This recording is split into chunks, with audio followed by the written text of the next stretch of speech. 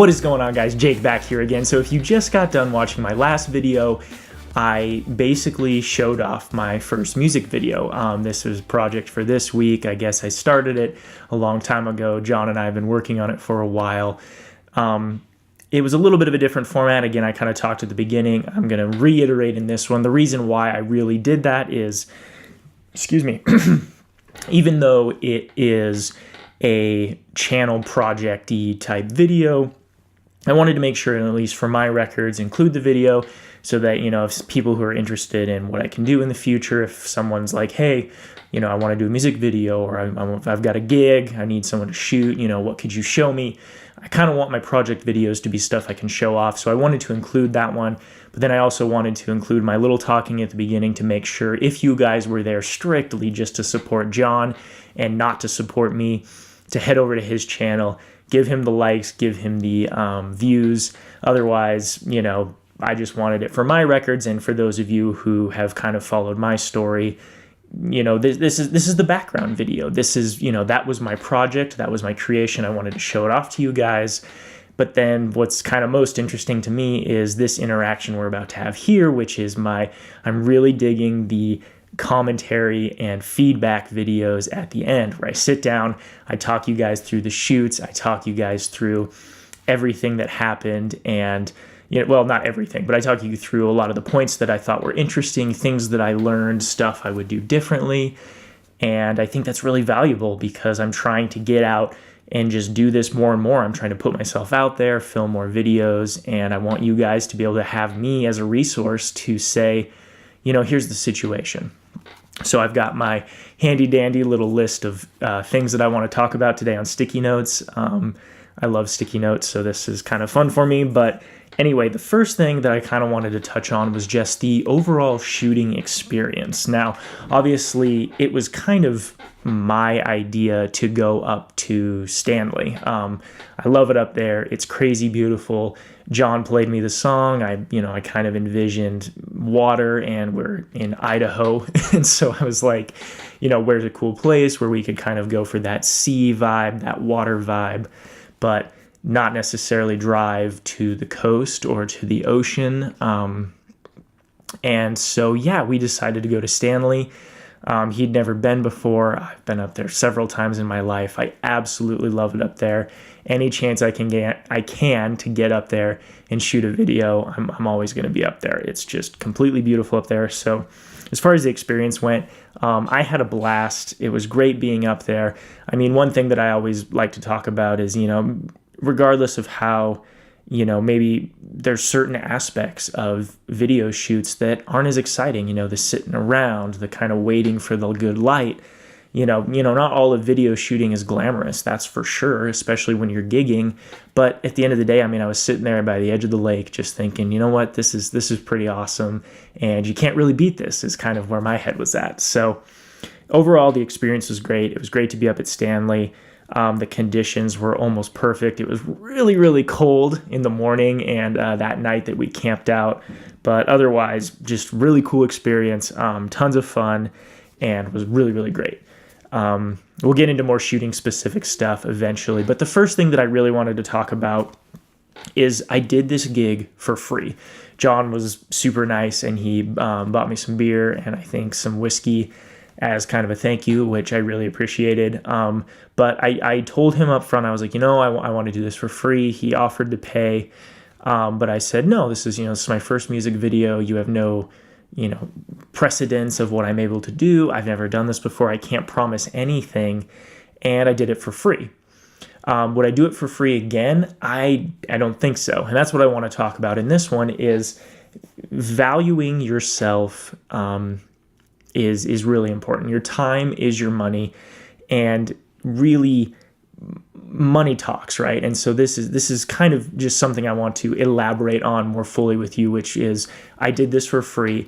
Would I do it for free again? Probably not. I don't know. It's kind of an interesting topic, but John offered to pay. I said no, so I have no one else to blame but myself for this.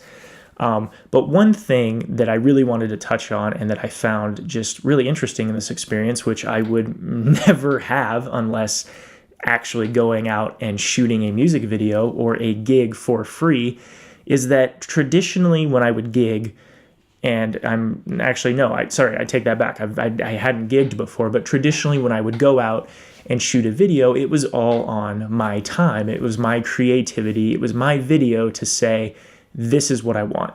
This is what I want to shoot. This is how I want to do it. And no one's paying me. I'm only using my own resources, my own time, my own money. And therefore, I had complete creative control. Now, where it got kind of sticky with this video, and sticky is a loose term because, again, this was a great experience. It was a ton of fun, is I was doing it for free, and yet it was a gig. And so John had a ton of input and a ton of feedback for me, probably resulting in my opinion, a little bit more work than I was anticipating. I mean, it was a 2-week process to get the first couple cuts, and then he came back with, several iterations of changes that he wanted. And I worked on those. I touched up some more colors, way more in depth than I did the first time. And this isn't a bad thing because I think we got a really good product out of it. But what was interesting is again, I was doing it for free, and some of these suggestions put me in a little bit of an interesting spot because I personally maybe didn't agree with the suggestions. My creative side, my artistic license said, I don't think I actually would have done it that way, but it's his video, it's his music video, and he wants it this way. And so that's where it got sticky, right? Is because I was doing it for free, I kind of had this precedence of, if I do it for free, it's probably one of my videos, or it's my creative license because it's my time that I'm putting into it. It's basically my money, right? Time is money. Money's a huge thing on this channel because we are full-time employees trying to do this video stuff. And so this was a great example where I said I'm going to do it for free. And I guess, I just didn't even think through this. This wasn't something on my radar. This wasn't something on my mind. But I was so used to spending my own time to express my own creativity and not have that creativity challenged. I mean, Kevin's video is a great example of that. He was super stoked that I was making a video. He was super excited to see it. But he wasn't there for any of the editing process because it was all my video, my project, my time, my creative licensing to say, this is how I want to do it. This is how I want to make this video. Whereas with John's, it was a gig, but I was doing it for free. And so when he gave me feedback, it came across as almost a little jarring because I just mentally hadn't prepared for that. Now I know. And in hindsight, it was simply he had given me, even $50 or something. If there was some sort of transactional fee where he said, here's your time, here's what I want to pay you, I would have viewed those suggestions completely differently because I would have said, oh yeah, I'm getting paid for this. This is my gig. And therefore, it makes complete sense that, you're spending your money on this. You get this exactly how you want it. And I tried to be my best with that as I could. Hopefully I didn't come across as kind of taken aback by that, but it was just because, this is my first music video. This was my first gig. I did it for free. I made that choice, and I just kind of wanted to talk about it with you guys. And basically, moral of the story, I feel that I know my own worth, and, we all go through growing pains. We all try to do stuff for free to get ourselves out there. But one thing that I'm really learning with this hobby is if I'm going to make an income or at least some sort of money from this hobby, I want to do it right? And so, I have another job. I really, I love that other job. There's tons of benefits to having that other job. And this right here is my hobby. This is what I do for fun. And so if I am going to gig, I feel that, my time is valuable. I would definitely charge in the future, not outrageously because I don't think I'm a professional yet, but I would certainly charge people for my services, and then that interaction wouldn't feel as abrupt. Whereas most of the time, what I enjoy doing the most is going out, shooting my own videos, having complete creative control from start to finish of how I shoot them, how I edit them, how I color grade them, you name it. I love having that full creative license. Excuse me, I've got some air bubbles in my stomach tonight. So anyway, guys, that's just kind of my thoughts on the doing it for free thing. Again, I don't regret anything about this shoot. This was a great learning experience. It was fantastic to get out there with John and try to make my first music video. And I think it was pretty successful when it was all said and done. But anyway, as far as doing it for free, those are my thoughts. And I know this is tough because you guys are all going to be in that situation if you're wanting to do this like me, where your first gig, you're going to say, why on earth would I do this for free? I don't even know what I'm doing. Why would I do it for free? And so, or sorry, why wouldn't I do it for free? I have no experience. I have nothing for anyone to say, yeah, I trust you. I know I'm going to pay you for a good product. And so maybe that's kind of, it was maybe that self-realization, the fact that now I have a couple of things that I'm excited to show off. Moving forward, I will charge people. That's just how it is, because most of the time, if I want to make a video, I mean, for example, guys, like this is my other sticky note right now. It's completely chock full of all of my basically spitwad ideas for personal projects, for projects that I want to pursue and I want to do myself, because this is what I love doing. This makes me super happy. I love making videos. It's so much fun to me.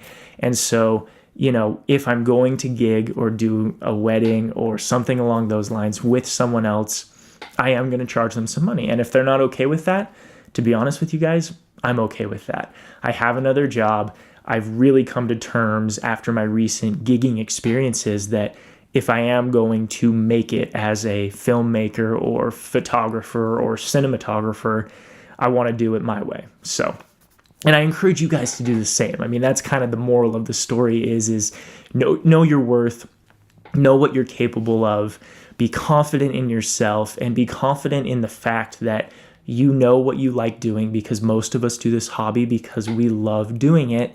Embrace that and don't sell yourself short. You know, I think now I know, and I don't regret anything, but just food for thought for you guys. If you are going to do a gig, you know, it doesn't have to be a lot of money, but put some skin in the game. Charge them $20, charge them $50. I mean, charge them $10. I don't care. Make them buy you a nice dinner, whatever.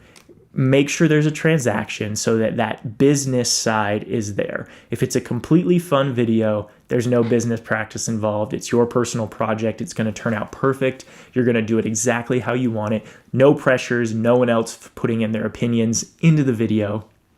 If it's a gig, have that transactional experience so that when you have to interact and get feedback, their opinions, what they want in the video, maybe you don't agree with it, and say, oh yeah, well, you're paying me, so this makes sense.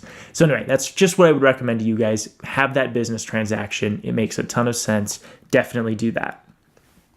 Okay, I feel like I talked about that subject for a really long time, but let's go on to the next one, which is the actual shots themselves and the cinematography experience. So at the time, let's grab them real quick. I mean, I shot almost all of this video on my 50mm prime lens because this is my kind of little mini cinematography type lens. I love this lens, and it's amazing. For those of you who don't know, the 25mm Panasonic is probably now my second favorite lens. It was by far my first favorite lens, and it's a prime lens f1.7, which for micro four thirds really allows you to get that super delicious shallow depth of field, makes it look a lot more like a full frame movie type camera. This lens is amazing if you guys are wondering about getting into those types of lenses or trying to be more cinematic. Definitely consider buying that lens and other prime lenses.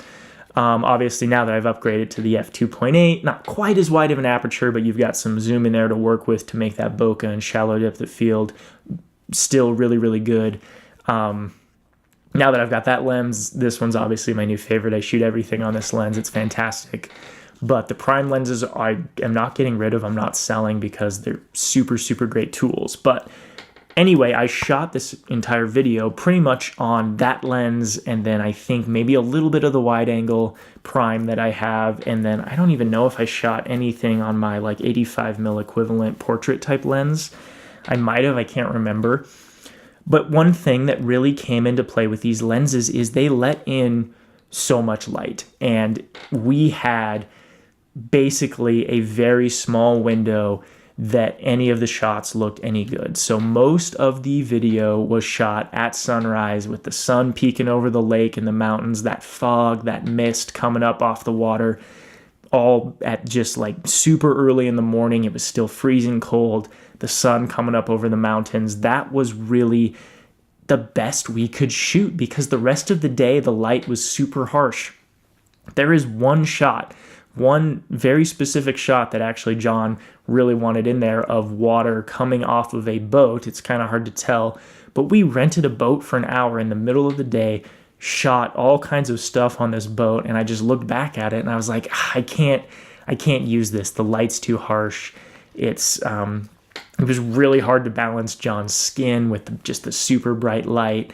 And it didn't turn out great. And so I said, you know what? We've got to use these two little windows of shots, which were right as the sun was setting and right as the sun was rising, which, again, speaking of shooting experience, that meant, we shot almost the whole day. There was probably a few hours of gaps for food and napping and kind of R&R, rejuvenating. But when you think about those gaps, we were there at the very early in the morning and at the very end of the day. And those were pretty much what I used, probably 96 to 99% of the footage for this video. So big lesson learned here, especially if you're doing a gig, especially if you're doing a shoot where it really matters that you want to get that good looking light, that good looking, able to crank open your aperture to get that really nice shallow depth of field. You've got to do it in times of the day when it's just not super bright. You've got to have those really soft, early light, trailing light at the end of the day, and it made a huge difference. If we hadn't shot those, I would have been completely disappointed with this music video. And obviously now that I have an ND filter, which is what I use on my new f2.8 lens, this makes a huge difference. You can definitely get away with quite a bit more during the day because it's basically sunglasses for your lens. But even then, there's only so much you can do. And from my experience, guys, especially with this shoot, even with an ND filter, there was tons of shots that they just wouldn't have turned out. They wouldn't have looked good. I wouldn't have used them because they wouldn't have fit with how much better sunrise and sunset looked. They were fantastic. They turned out great. And yeah, that was the big takeaway camera-wise. I'm trying to think of any settings. I accidentally filmed a little bit in 30p at the beginning. This video is 30p. I don't know if you guys can tell a difference. It should look a lot smoother than the other video, which was in 24 frames per second, that cinematic type look that we're used to with movies. And so, so I lost some footage to that because it was unusable. Took the drone out. Definitely appreciated a couple of drone shots. My DJI Spark, not the greatest drone in the world, but every once in a while, it really fits in with just a nice little touch. I'll use it as, not something I depend on in my videos, but it adds just a nice little aerial perspective that otherwise you wouldn't get. And so definitely love, one thing I would tell people is, depending on drone footage is kind of not a 2018 thing. I know there's still a lot of people that do it, but it's lost its appeal because it's so accessible now. So maybe don't get a super expensive drone, get something like the Mavic Air or something kind of small, easy to bring around, and just appreciate the fact that it can add a nice little touch to your video. But, videos of drone montages and all that stuff, I think that's kind of gone on the wayside because it's just so much more accessible. People aren't as excited about it. We've seen a ton of it. So it was cool to have that for that specific reason, but I certainly didn't bank on it, certainly didn't count on it, really counted on my main camera to capture John and all of those shots. Another little thing that I observed was that another big one, and I talked about this in the wedding one, which I'll do another further in-depth analysis on the wedding shots, but the fact that I had to change prime lenses constantly if I wanted to change my focal numerical value, my zoom is what I'm talking about here. It was a huge pain in the butt. I shot almost everything on the 50 mil just because it was convenient, it was easy, it looked a little bit more cinematic, had a little bit more of that bokeh in the background, but it would have been so nice to have this lens on this shoot. I'm super excited for, if I do something like this again, to have that 12-35 f2.8. It's a great lens. It's going to make a difference in all the gigs that I do in the future. I noticed that both in the wedding video and in the music video. I think those are the main things that I had down. I'm trying to think if there's any other walk-ons that I can talk about. We talked about the overall experience, which was great. Doing it for free, kind of my thoughts on that whole process and what I would recommend for you guys to do in the future. And then we talked about the shots themselves, the harsh lighting, ND filters, how we pretty much didn't do or use any footage from about 7:30 to almost 7:30 at night. So you had 12 hours of basically footage that I just didn't think made the cut. There was a few shots, but certainly not the main parts of the video. The main parts of the video all happened within probably, I'm going to guess, a total of maybe 4 to 5 hours of the day. But yeah, otherwise, gosh, what else do I want to talk about? John has already mentioned that he wants to do another video. He's mentioned that he has another song. I've actually heard this song, and I think I've learned it. I think I've played it with him before. I know how to play the guitar. I don't know if I've ever shared that with you guys. Used to be super into it. Was really into music production type stuff. So that was kind of the other reason why this music video was so fun, is I have a huge background in that music production type space. So it was a cool challenge to do the music video side. But yeah, I mean, otherwise, so to his second song, this one, I'm probably going to charge him some money. It won't be outrageous. I'm not going to charge him a ton, but I'm going to make sure that professional interaction is there. We're going to make sure we use our new lens, ND filter for sure, depending on what we're shooting. And then as far as experience goes, I mean, hopefully get another great spot. Try to be creative, get him on board. One thing too, okay, this is a walk-on topic. One thing that I do want to tell you guys is when John first approached me, I mean, I kind of brought this all on myself, but he just wanted some time-lapse footage. And kind of, being who I was at the time and wanting to challenge myself, I said, if you just want some time-lapse footage, dude, go to Pond 5, go to Black Box or some stock website, Shutterstock, and get some sunsets. Like, I mean, I was just kind of like, yeah, we can go do that, but, we don't need to go drive to Stanley to get sunsets, and we certainly don't need to, I mean, we can get great sunsets in Boise, and he just wanted a sunrise and a sunset, which I think was a cool idea, but I said, if you want to do it with me, I want to do more, I want to do it better, which again, kind of got in that weird sort of free, expectational gray area where I was basically expecting to kind of have total creative control and say, this is what I want. If you don't like it, then, go have sunset stuff. But yeah, it's just kind of interesting how that turned out as well, because I totally forgot to tell you guys about that. That was his original idea, and we bailed on that and decided to do a more professional-y type video, professional amateur-y type video.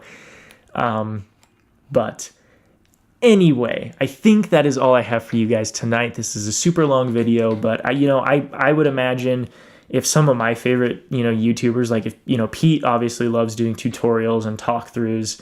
I can just picture if he was to do something like this after making a project, I would just think it was super interesting and would love watching it. So comment below, tell me if you guys like these videos. I like making them because I like looking back at what I did. How can I improve? What can I do better next time? What overall can just increase my skill set, right? I mean, this is literally my favorite way to spend my time right now, besides being with my future wife, and then having to spend basically all my day in the office. I love doing this, and so I just want to keep getting better. I want to keep practicing. I want to keep learning. I want to keep improving, and so I love making these type of videos now because it forces me to look back and say, what would you do differently, and what would you do in the future? So anyway, this video is long enough. I'm tired of hearing myself talk. I think I got some good things to think about for next time. And yeah, Jake Felzien, over and out. Peace out, guys. Have a great night, and I will catch you guys in the next one. All right. See you guys.